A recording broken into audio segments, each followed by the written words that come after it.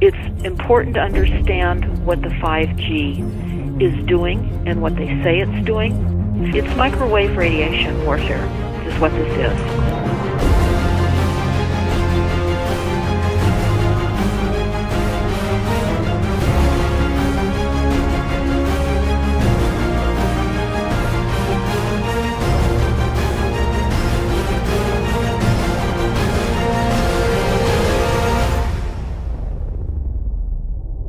Did you hear about people coming to you as far as having complaints about illness? We were made aware of health complaints following installation of smart meters, and we wanted to verify this using our field work. So I measured the field of about 30 different people while they stood 1 foot in front of the smart meter, and in every single case, the human energy field was obliterated as they stood in front of the smart meter. So in our first slides, what we see is normal cells, and the structure of the cells is intact and sound. This is what we would expect from a normal sample. So after 2 minutes of exposure in front of the smart meter at about 1 foot away, we see a totally different story. Sample 1, you can see a lot of degradation in the cells. The cell walls have been broken, and you see changes in the cells which are called mycoplasma. It shows a mutation to the cell. In the second sample, we see a different type of degradation to the cell membranes. You can see a corrugation here. This is called bottle cap formation, and it's known that this occurs due to oxidation or exposure to free radicals. So this third subject, when we did her sample, she had to be pulled away from the meter after 45 seconds because she complained about an increasingly severe headache. And here you see a phenomenon called rouleau, where the red blood cells are stacking up, which makes it very difficult for the blood to deliver oxygen to the tissues as they would be their normal function. Every single one of these is a degradation. Every single one of these shows a trauma to the blood cells, and that came from something, and the only variable was the smart meter. The good news in all this is the patient and the blood can return to normal once they have been removed from the influences of these stressors.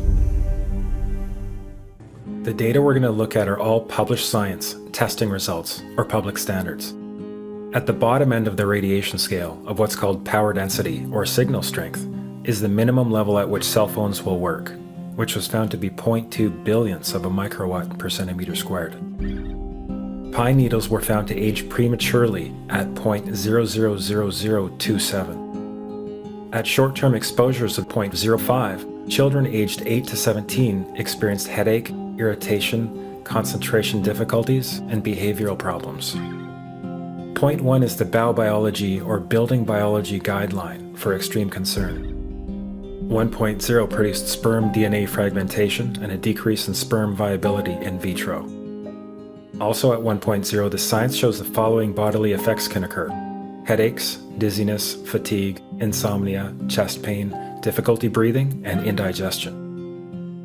2.5 saw altered calcium metabolism in heart muscle cells. 4.0, changes in the hippocampus affecting brain memory and learning. And at 6.0, DNA damage in cells. So, where are smart meters on this list? Electrical Power Institute in December 2010 measured a single Itron smart meter with pulses up to 7.93 microwatts per centimeter squared. Our own testing indicated approximately 8.0 with 1 meter. These tests are at a close distance, approximately 1 foot away from the meter, but an infant's crib could be just as close on the other side of the wall where the meter or bank of meters are installed. Even though there are all these known health effects at levels far lower, Switzerland, Liechtenstein, and Luxembourg see fit to set the standard at 9.5. And China, Poland, and Russia, 10.0. This is the same level at which behavior has been altered, producing reflexes of avoidance following 30-minute exposures. A room of 12 smart meters, very common and even a conservative number in an apartment building, tested at 19.8 microwatts per centimeter squared. This is hundreds of times higher than levels which clearly indicate harmful effects. So how can utilities and governments get away with forcing these devices on everyone? This is how. In Canada and the US and several other civilized countries, the safety limit is set at 600 to 1,000 microwatts per centimeter squared. This so-called safety limit is literally tens of thousands of times higher than levels which are known to damage health, according to peer-reviewed published science. I have to tell people 5G is a killer. I've actually brought cover in relation to this, and the reason I became an expert was because I invented them. There's a lot of confusion about what 5G is. The G stands for generation. So you started off with the first transmitter system. Back in the 1980s. In the 80s, yeah. So you had 1G, then you had 2G. And as the generations moved on, you started to see more complex signal systems, cleverer pieces of antenna designs, etc., etc. So the whole thing became more data, quicker downloads, etc., etc. However, 5G is something completely different. I measured microwave radiation levels from the transmitters on top of the LED streetlights. The basic 868 megahertz, it was significantly higher than the current Council of Europe 1815 resolution, which is a maximum of 600 millivolts. And I'm measuring in bedrooms in Gateshead, minimum 600 and up to 4,000. Ladies and gentlemen, please join me in welcoming to the National Press Club Federal Communications Commission Chairman Tom Wheeler. It's an honor to be here at the National Press Club. Yes, 5G will connect the Internet of Everything. If something can be connected, it will be connected in the 5G world. Hundreds of billions of microchips connected in products from pill bottles to plant waterers, requiring massive deployment of small cells. We won't wait for the standards. Now, to make this work, the 5G build-out is going to be very infrastructure intensive. We must reject the notion that the 5G future will be the sole provenance of urban areas. The 5G revolution will touch all corners, and that's damn important. The interconnected world of the future will be the result of decisions we must make today. There have been no answers so far. The FCC basically has said everything's fine, but in order to reach a conclusion about the health and safety of this new technology, we need facts. Mr. Chairman, thank you for having this hearing. 5G, as you well know, also uses higher frequency waves that don't travel as far and will rely on a network of hundreds of thousands, potentially millions of small cell sites. And the question then is, are there any health implications, any public safety implications to those additional sites that are likely to be located close to homes, schools, workplaces, and closer to the ground? Correct? Correct, Senator. Yes. So my question for you, particularly Mr. Gillen and Mr. Berry, how much money has the industry committed to supporting additional independent research? I stress independent research. Is that independent research ongoing? Has any been completed? Where can consumers look for it? And we're talking about research on the biological effects of this new technology. Thank you, Senator. I think, thank you for your focus on the issue. Safety is paramount, and as you alluded to, we rely on the expert agencies, we rely on the findings of the FDA and others as to the requirements to keep all of us safe. There are no industry-backed studies, to my knowledge right now. Happy to visit with you as to what opportunities you think there needs to be more studies, and we're always for more science. We also rely on what the scientists tell us. So essentially, the answer to my question, how much money? Zero. I can certainly follow up with you, Senator. To my knowledge, there's no active studies being backed by industry today. Anybody else know of industry commitments to back research, fund it, support it, to ascertain scientifically the health effect? No, I'm not aware of any. So there really is no research ongoing. We're kind of flying blind here, so far as health and safety is concerned. Thank you, Mr. Chairman.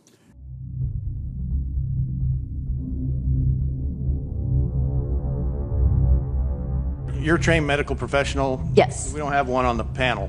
What are we to make with of the American Cancer Society, for example, telling us there's no evidence of harmful product? Many of these organizations have conflicts of interest. Very briefly, if you can, what do you mean by conflict of interest? One of the first things that you teach residents is that you always have to look at the funding. There's a tremendous amount of sponsored research by people who are hired to do studies to find no effect. And that's plagued this field in a number of countries. The radio frequency radiation work that we did was supported by Motorola. The relationship was really very cordial and very stress-free, but only up until we started generating data. These folks were very, very upset and began to talk about how are they going to handle this, what sort of spin can we put on this, what can we expect from this, and from that point on the relationship changed. What we saw was that Motorola began to exert more and more control over the work, telling us what to do, telling us how to write abstracts, what to say in the abstracts, what to say in the papers, how to do the work. No, don't do this. Yes, do it this way. This was unacceptable. I had completed our study of DNA damage, and I submitted the final report to Motorola. They simply weren't willing to accept my interpretation of my study, my evaluation of my study, my knowledge of science at that point, and tried to urge me not to publish the study. It's a sea change. An onslaught's not an improper word. It's a bombardment. So instead of a cell tower 1 mile or 2 miles from you and you still have cell phone service, we're going to have antennas every block, and some poor soul is going to have one mounted to a utility pole maybe less than 20 meters from their home. So this kind of invasive bombardment with this many antennas, I mean, just in 1 square mile, if you do the math, 1 per block and 16 blocks per mile, that's about 250 antennas per square mile. The millimeter wave is untested. Former FCC Chairman Tom Wheeler openly said that they don't plan to test. We won't wait for the standards. And then our appeal also addresses the fact that there's a plan to roll out 5G through satellites in low Earth orbit. So 20,000 satellites, which will cover every square foot of the planet with a 5G signal. So the antenna design that you currently have on top of these LED streetlights, masquerading as a control management system, it basically battlefield interrogation equipment. The first phased array unit was actually called Mammoth, used by the Germans during the Second World War to identify Allied aircraft. Obviously, things have moved on significantly since then. And it turns out that this is the same frequency bands that are used in crowd dispersal weaponry.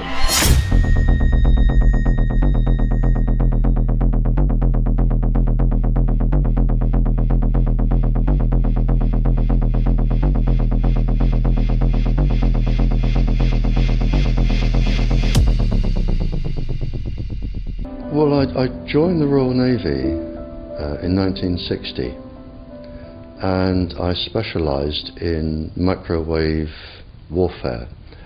Radar, obviously, which uses microwave, but they don't just teach you radar, they teach you all about microwaves and other uses. So I understood about microwave warfare and how it can damage people, how it can harm people.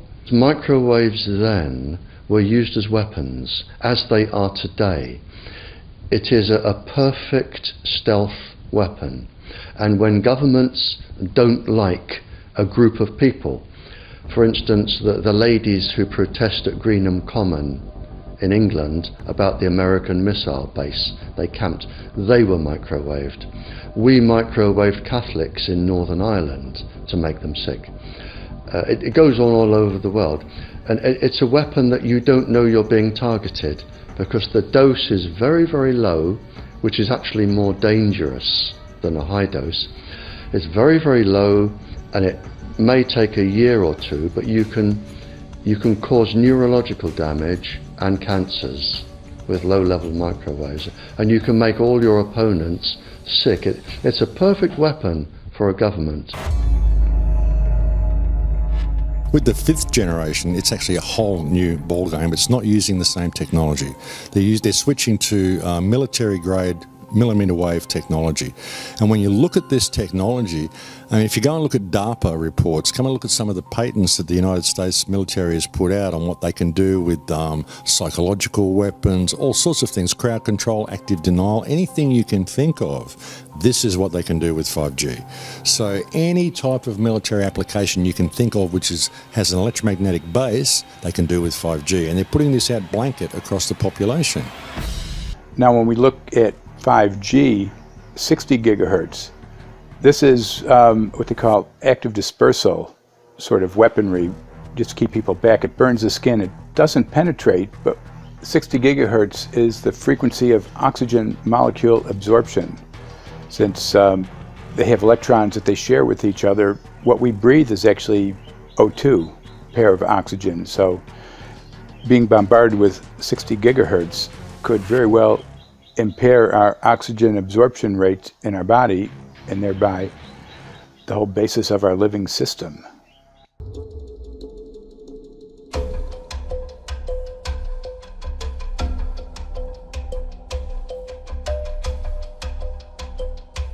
The FCC is a capture agency. They probably conducted what I believe to be the biggest fraud on the public ever conducted.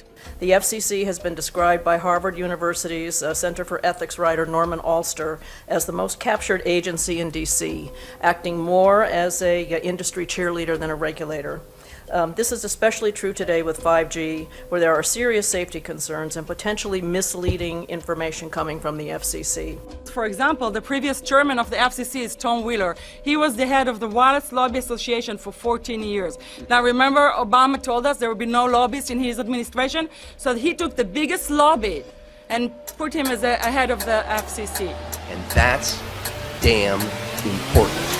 Welcome everybody to the White House. This is White House 5G Summit. My name is Justin Clark. I'm the Director of Public Liaison, and we are thrilled to have you here today. Really happy to be joined by a lot of leaders in industry, members of Congress and the Senate, White House leaders on this, and people from the FCC. Before we start, one, we are government, so don't assume we know anything, okay? I do agree, I don't know anything.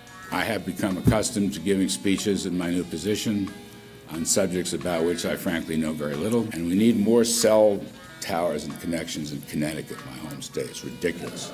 Connected devices for health applications, which I love, has the capacity to make people healthier, as I understand it, a lot of medical applications. The industry is not asking the government for money to build 5G networks. They're asking us to cut the red tape that surrounds infrastructure deployment. We cannot let today's red tape strangle the 5G future. The red tape slows and sometimes stops the building of densified network facilities necessary for 5G. As we continue our efforts to keep government out of the way so that America can continue its leadership for America to win the race to 5G. One path is the government regulatory path. The other path is the private enterprise free market. Gales of creative destruction, Schumpeter path. Have you ever heard that? Gales of creative destruction. It just means let it rip. The new replaces the old. Unlocking the potential of the Internet of Things to become safer, healthier, and more sustainable for our future. You know, sometimes, look, we all believe in the 10th Amendment, but sometimes you have to override. By the way, the 1996 bill permits that kind of override. We're not here to be completely heavy-handed, but sometimes you got to do what you got to do And some of these states or cities that don't want to cooperate want to shake us down. We can't allow obstacles and barriers to stop this movement. That's all. In the ITNJ, we'll be hearing expert testimony as to the truth of 5G.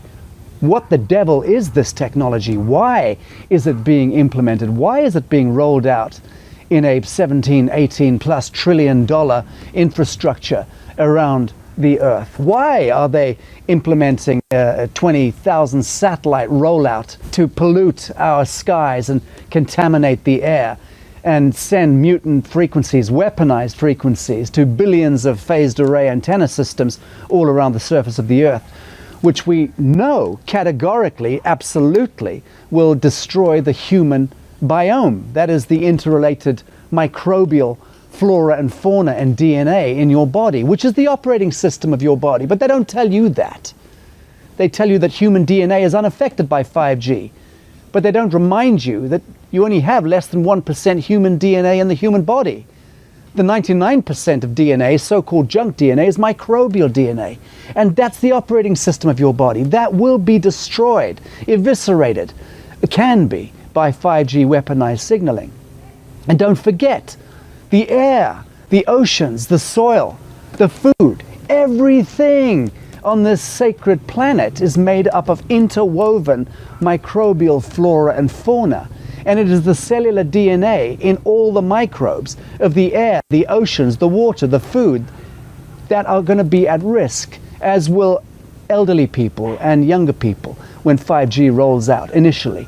It'll also ultimately destroy any fully healthy, able-bodied human being. But the point is this: it is crystal clear to all of us, is it not, that 5G appears to be the great existential threat, the great takedown, the capacitance for an invisible mastery, a Babylonian priesthood, to be able to continue to drive the human scenario and manipulate and engineer the outcomes, whether it's economic warfare by destroying crops in Africa or Central South America, which they can do incidentally from satellite by dialing in to those isotope frequencies and molecular frequencies.